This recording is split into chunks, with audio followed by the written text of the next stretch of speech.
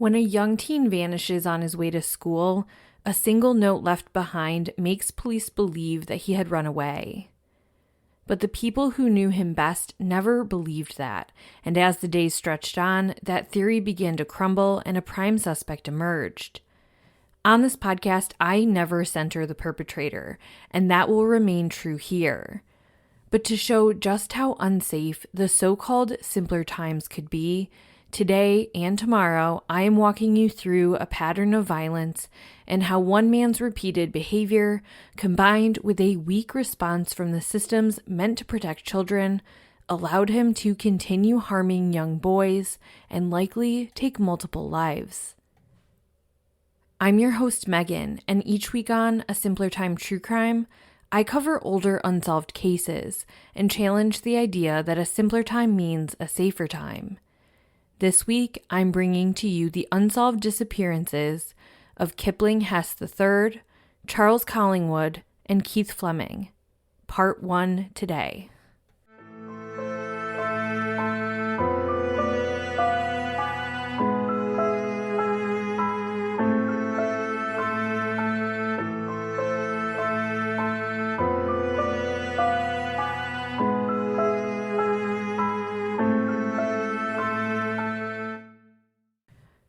This week, I'm doing something a bit different, and I'm splitting the episode into 2 parts.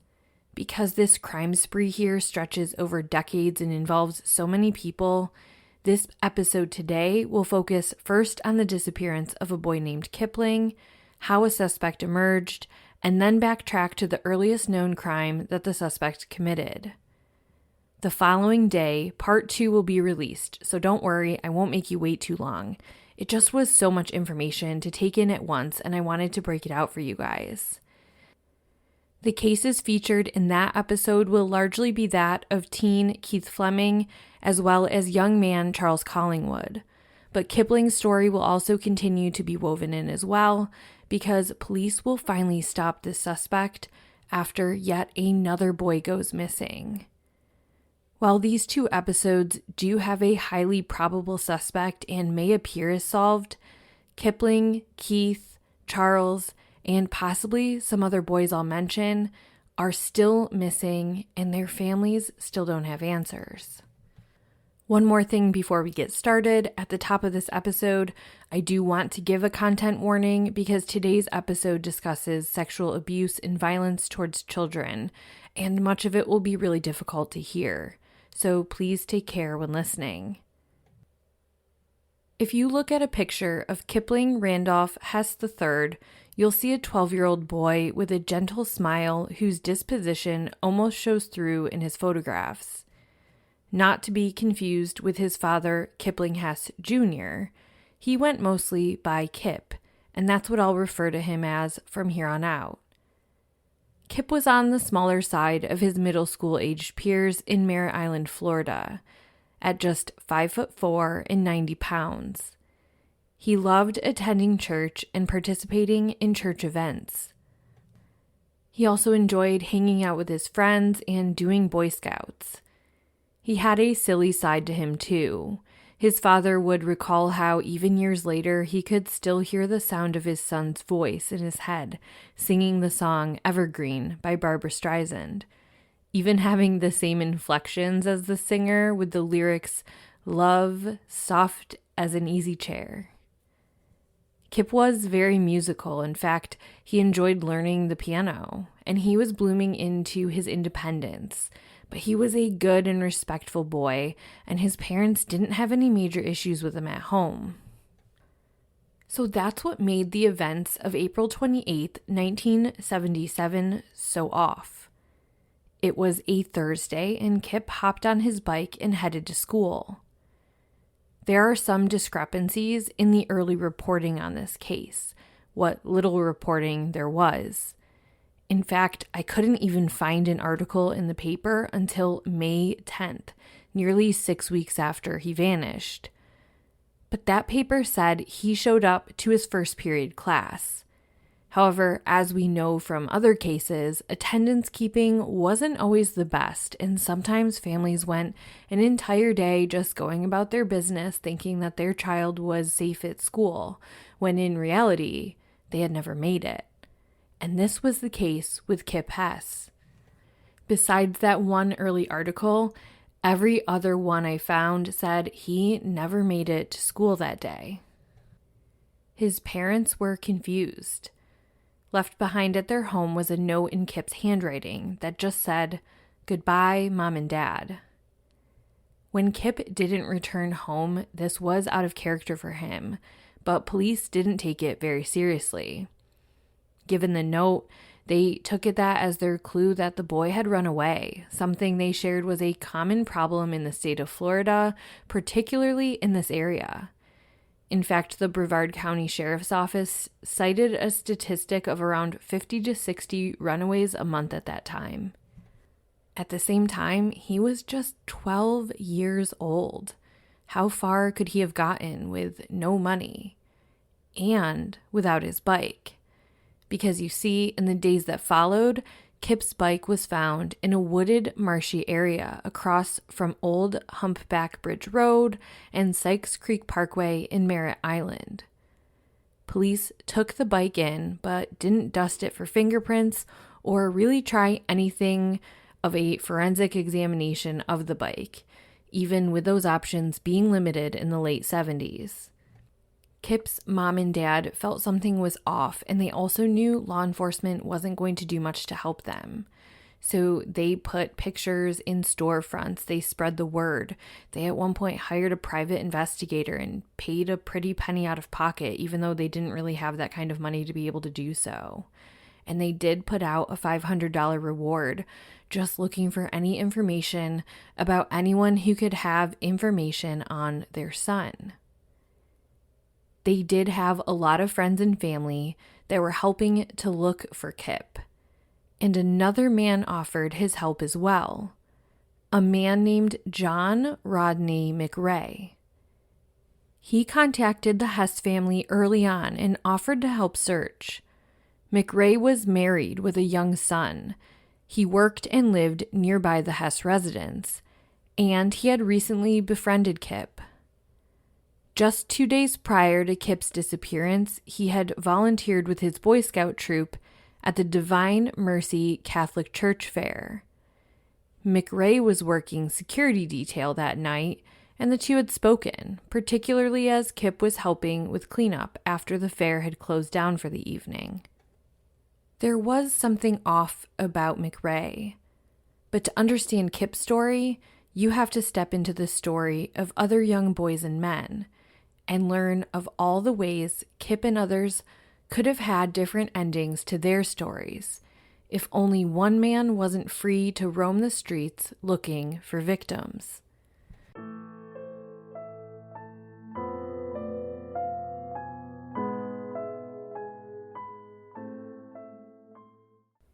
It was Saturday, September 9th, 1950, nearly 26 years before Kip Hess vanished. A young 8-year-old boy named Joey Housey was in a bit of trouble with his parents. He had gone to a little carnival, think of like a fireman's carnival, earlier that afternoon, and he hadn't had permission from his parents first. So they reprimanded him at dinner, but it wasn't any huge blow-up or anything. He did plan to go back out and play that evening, to play a little more with friends, play in the neighborhood. Joey Housey lived with his parents and 2 older brothers in St. Clair Shores, Michigan. It's tucked along Lake St. Clair, just north of Detroit. Joey liked to play at the park near the water, both the lake and the nearby canals. About a quarter mile from Joey's Madison Street home was Jefferson Beach, which was an amusement park that ran from 1927 to 1959 until it closed and was replaced by a large marina. And that is where Joey said he was going to go that evening. He was quite independent, and his parents didn't think much of it, until he never returned. Because of Joey's age, police took this seriously from the beginning, and a large search group banded together. It was a combination of official law enforcement and first responders searching, as well as neighbors volunteering. Canvassing and looking for witnesses, police spoke to someone who said They saw Joey with a young boy named Billy, who was Joey's age and a friend of his. The two had popped their head into a nearby venue hall, not far from their homes, and they were peeking in at a wedding reception that was happening. Curiosity and all. Nobody seemed to be able to place Joey after that. Police and Joey's family feared that he had slipped into one of the nearby waterways and drowned. There were so many, and so by Monday, September 11th, 1950, they decided to drag the canal to see if Joey had met with an unfortunate accident. The canal was not all that wide, and it was about 6 feet deep, and so that would have been over Joey's head. This was conducted, and searchers walked all over the park, the wooded areas, the marshy areas, and police distributed a description of the boy to all major police departments in Michigan. Of course, back in the 1950s, there were no mass email distribution lists to send a flyer to, nor were there databases to track things in, but law enforcement did their best with the tools they had at the time. When they didn't find him after this extensive search, law enforcement told the papers they believed that Joey had either fallen in the water and they just hadn't found him, or that someone had lured him into a vehicle. In fact, there had recently been 2 other children who reported a man trying to lure them into a vehicle without success, and police were trying to track down this person. One piece of crucial evidence was found early on, and that was Joey's bike. On the night he went missing, that was found. It was parked in an area a bit obscured from view, but just inside the park. By the 14th, coworkers of Joey's father and the family had put up a $500 reward, which grew to $1,500 before long. By the 15th, nearly a week after Joey went missing, one witness reported seeing a boy matching Joey's description being led out of a candy shop by a woman. Police looked into it, but nothing really came of that lead. National Guardsmen and the FBI were brought in. The more they dredged canals and waterways without any sign of Joey, the more they were beginning to suspect the boy had been abducted. On Saturday the 16th, another crucial clue was found. Some people who saw Joey out that night described him walking around with a car headlamp that he had found. From what I understand, he had planned to take the headlamp out to one of the canals and put it in the water and use it as target practice for his BB gun. About 4 blocks from Joey's home, a searcher had found the headlamp in some underbrush of a wooded area surrounding a sewage disposal system. This was a teenage boy who had offered to join in the search early on, and he was 15-year-old John Rodney McRae. Police released this finding to the public, but they were short on any other clues. Despite the renewed presence of federal law enforcement and the headlamp, the physical searches for Joey were winding down. Law enforcement was treating it as an abduction at this point, and their belief was Joey wouldn't be found in the water or the nearby land.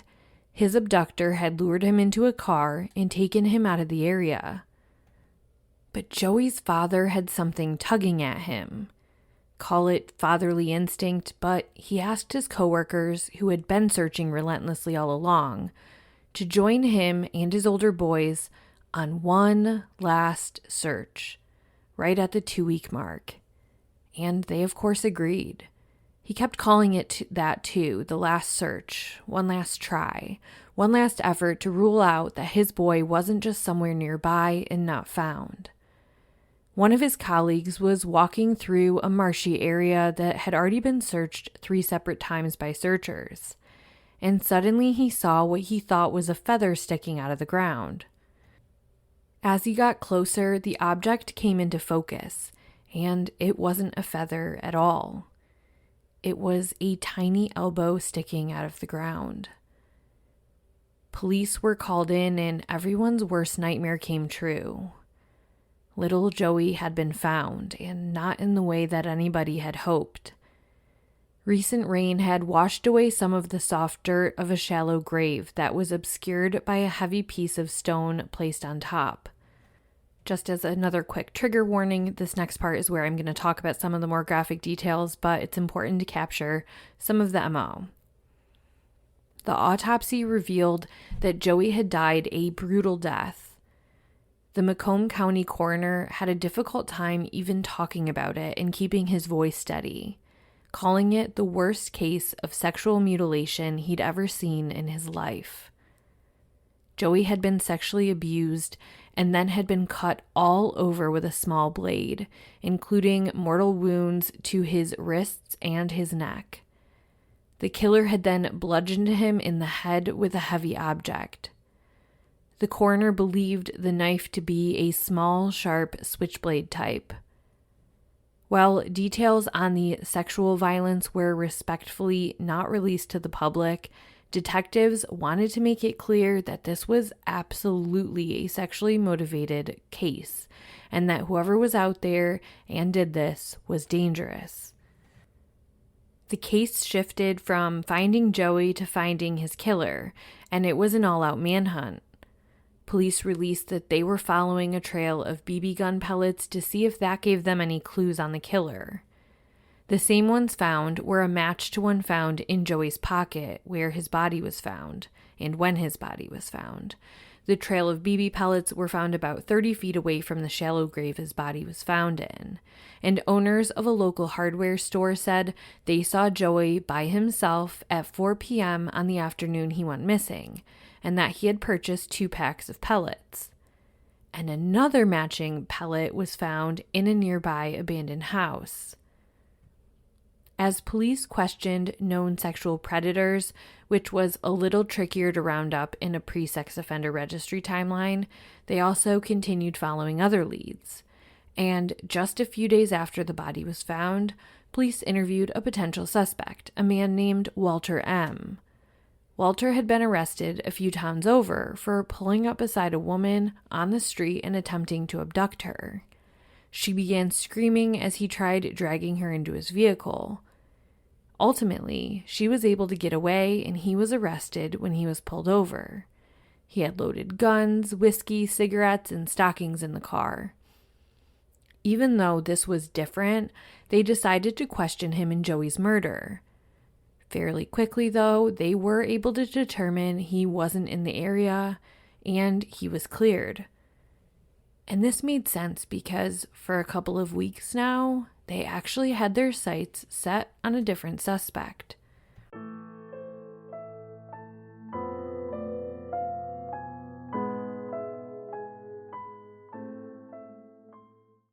Detectives found it pretty convenient that John Rodney McRae happened upon this car light that Joey had been carrying that day.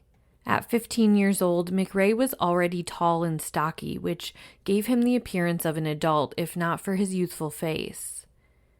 They also found McRae's overeagerness to participate in the searches a bit off. And his stories of his whereabouts were not adding up. But probably the final nail in his coffin was that he owned a switchblade, one that had blood on it when police collected it. So on September 30th, they let him know that they'd be coming to his St. Clair Shores home the next morning to pick him up and administer a lie detector test. But when police arrived, McRae had fled in the middle of the night.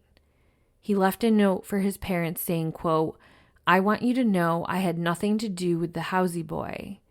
I love you and I've caused you too much trouble." McRae initially tried swimming across Lake St. Clair to get to a certain area where he knew he could steal a boat and fuel. But the current was too strong and he had to turn back, so he did so and stole a neighbor's boat instead. He made it all the way over to an uncle's home in Canada. The story overall is pretty wild, but to try to wrap this part up without going on too much of a tangent, he ultimately was turned in and brought back to the U.S. for an interview with police. And with that, in early October of 1950, McRae confessed to the murder of Joey Housey. Here are some direct quotes from his interrogation and confession as captured in the Detroit Free Press. McRae said, "My mother sent me to Tom's Market for butter. After I got it, I went across the street and bought a paper. I saw Joey talking to a boy named Gus, who works in Bennett's grocery. Joey showed me the sealed beam light he was carrying. He wanted to go to the canal and throw it in the water and pitch rocks at it. Then we got in the car. We drove to a vacant lot near the canal. Kids have been playing there for years. I stopped and we both got out of the car."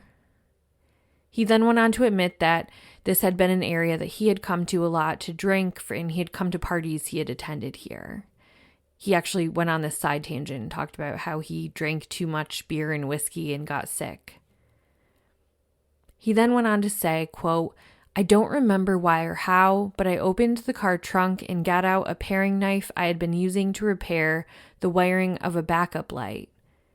I'm hazy about this, but I slashed at Joey's neck with the knife. I don't remember attacking him. I dragged Joey over to where I buried him. I scooped out the grave with a board, covered him up, and was going to leave when I saw the slab of concrete.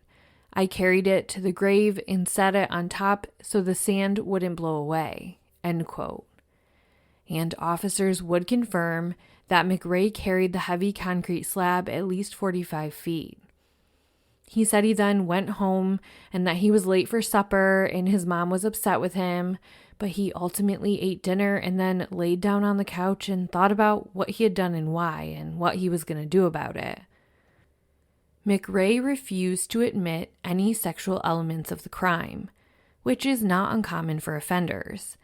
Instead, he said it was a blur and he couldn't remember any of it. McRae was arrested and charged with first-degree murder, and while awaiting trial, he was in a psychiatric hospital undergoing testing. And while doing so, he escaped, but turned himself back in when he just didn't like the cold, snowy weather. This was after he had gotten out and stolen multiple cars, and then he ran out of gas and was cold, so he just walked into a police station and turned himself back in. While awaiting trial, he also recanted his confession, saying he dreamt everything he had confessed to. But it didn't matter.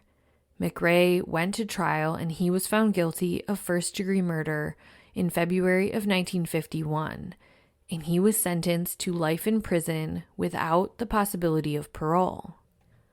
McRae showed no remorse at all, and when asked if he had any comment at sentencing, he said, quote, "I'm disgusted. That's all."